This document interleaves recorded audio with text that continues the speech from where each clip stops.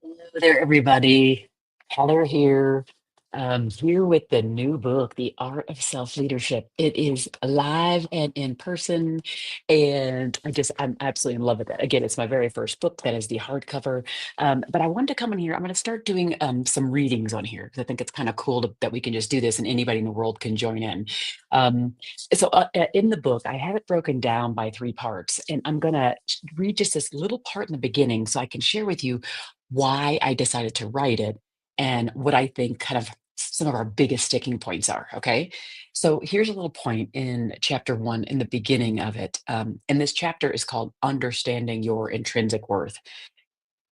This is an important chapter because it will be difficult to continue the journey of self discovery if we do not get to the bottom of these many issues. As is often said, we need to get out of our own way, or said differently, we are our own worst enemy. In the context of self leadership, then, our ability to be our own solution versus the thing that stands in the way of our success is the only way through into the life we want for ourselves. Wow, isn't that profound? Oftentimes, what I had seen in audiences that I spoke to in focus groups, working with leaders, is that there would be this external focus. So I'd ask them, well, what is it that's a barrier to you showing up in the way that you want? Why can't you do this or that? And oftentimes they would say things like, well, my manager or the leadership team or the structure or the budget. And they would have all these external focus things.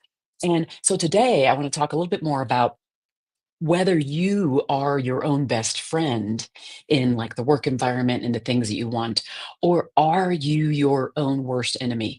Are you actually placing red lights where there could be green? Or are you waiting for other people to be your green light? Or are you being your own green light? So it's self empowerment. Because again, as we think about workplace, of course, there are a lot of things that are out of our control. Yes, there's a lot of things that are frustrating to us, right? But what are the things that are really, truly standing in our way? Here's a thing that I want you to think about. It's a story. It's my own experience. I remember being for the very first time elevated or promoted into an executive leadership role. I was at a mid-level, kind of director level, the majority of my career. And I remember sitting at the table at this meeting, and they were having this discussion about some major change, like reorg in the organization. And I'm sitting there and I'm in my head, I'm going, these people aren't even considering the needs of the other humans in the organization, how these impacts will impact the people in the organization. And I felt like a person sitting at the table with five heads. I'm going to be honest, because I knew I was one of the very few people that wanted to pipe up. And so finally, it took me a while because I was like a little nervous. Like, should I speak up? And I felt myself being my own barrier. I was standing in my own way of being a stronger voice, the voice that needed to be heard at the table to help the entire organization move forward. And so something in me just said, okay, Heather, if you don't talk, like no one will get this, no one will understand this. And so I piped up and I said, well, okay, but how are all these changes going to impact XYZ department and the people in, because I know XYZ, like this person, Jerry and this person, Shelley, have these things going on. And so it's going to be hard to insert this kind of change. So let's consider that. Again, everybody in the room got a little quiet and it was a little bit awkward in the moment, but I felt at least good that I piped up, I used my voice, and I decided instead of being like my own worst enemy, as far as not letting my voice be heard, I decided to be my own best friend and to advocate for the thing I thought was important. And that is what is embedded so much in self leadership. We allow other people to take back the power we have because we have a lot of power. It doesn't matter about your title. Yes, your title does give you more authority. Yes, you maybe have the ability to make certain decisions, but the power we possess, it's already inside of us. And that's why when I broke the book down into the three parts I did, that first one being about self understanding, it was to help us start to go deeper into understanding what are the real limitations that are in front of us that either someone placed there and we may have less control or more control, and then what are the things that are limitations that we put on ourselves?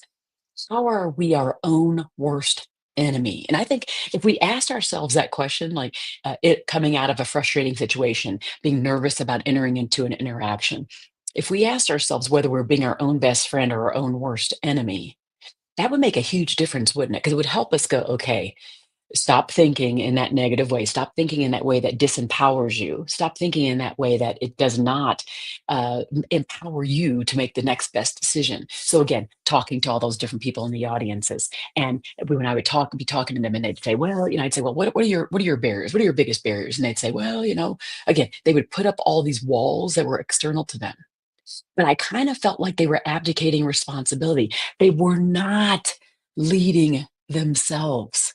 And it's not me putting them down, because believe me, I have been there. I remember, I can see it so clearly in them because I have had those times of blaming other people or victimhood.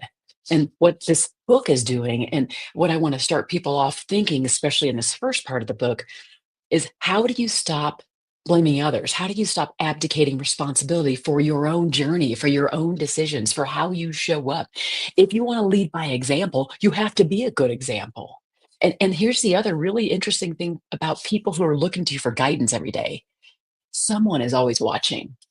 I can tell you that. I remember being at in church, and people would say, "Oh, we've watched you and your family for years and years." Or I can see the people, like, it's on social media. They're like, "Oh, I've been watching you for 15 years." I'm like, "What?" They never pipe up. They've never liked one post. But in the end, they are learning. People are looking to you, by the way, as a mentor, as a leader, some way, shape, or form. And how you show up is about 100% in your control. Okay, so this is the message I wanted to jump in here on. And I want you to consider for yourself, as we lean in 2025 to being stronger self leaders, are you your own best friend, or are you your own worst enemy? Anybody out there that can give me some love in the chat, in the comments here?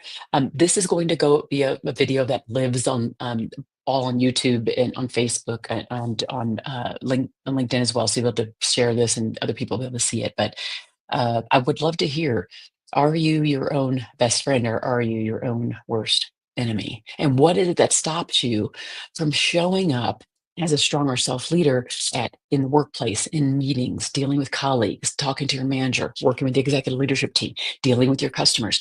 This applies across the board.